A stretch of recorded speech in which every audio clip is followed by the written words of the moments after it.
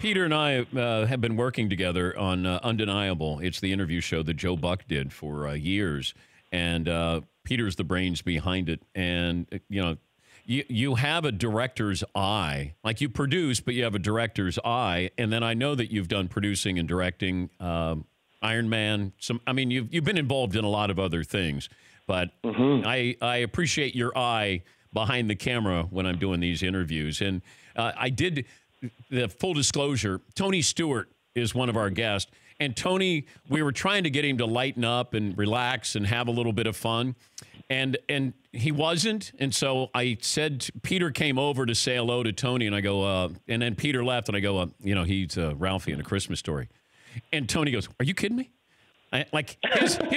His mood changed. See, it's a good icebreaker. Yes. So we find the... And he goes, that guy? I said, yeah. He goes, are you serious? I said, yeah, that's Ralphie. And he goes, I got to get a picture there. So I did use it, but, I wasn't planning on it. Use it whenever you want to. It is yours. I trust you with it. The best guest that we have on Undeniable, the interviews start in January. So your favorite interview of the 10 that we did is who? Well, first off, Dan, you did a great job, and I think your fans are going to love seeing this. And we are excited to bring this back. Probably my favorite guest was Greg Norman this year. That surprises me. Not that he wasn't a great interview. I thought that you had other guests that maybe were, Cheryl Miller was emotional. Ray Lewis. Yep.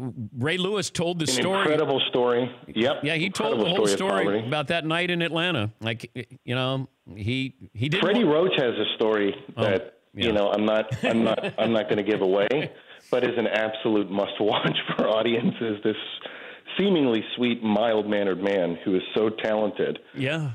Has quite a past. But I'll tell you about Greg. One of the great things about the show, my business partner is Vince Vaughn, and this was his idea for this show, is that you get this sort of incredible emotional journey of these athletes, but you can also extract a lot of life advice along the way. And these are guys who have succeeded at the top of the game. And Greg Norman has gone on to was such a great golfer, but is such an incredible businessman. Seemingly everything he gets involved with is incredibly successful. And so I found a lot of his approaches inspiring, and things. And there was one that his old coach had said, do it now, do it proper, din and dip, is something that stays with me. So I find sometimes in working on these and then being able to watch the cuts as a fan that I can draw a lot from them. And there's a moment where I'm showing all of this heartbreak with Greg Norman. And it felt like, and here's another clip where you lose in dramatic fashion. And here's one more, Greg. And then I caught myself at one point. I just said, and I can't do it. I can't do it. And he goes, show it. And I go, okay, here's Greg losing in heartbreaking fashion again.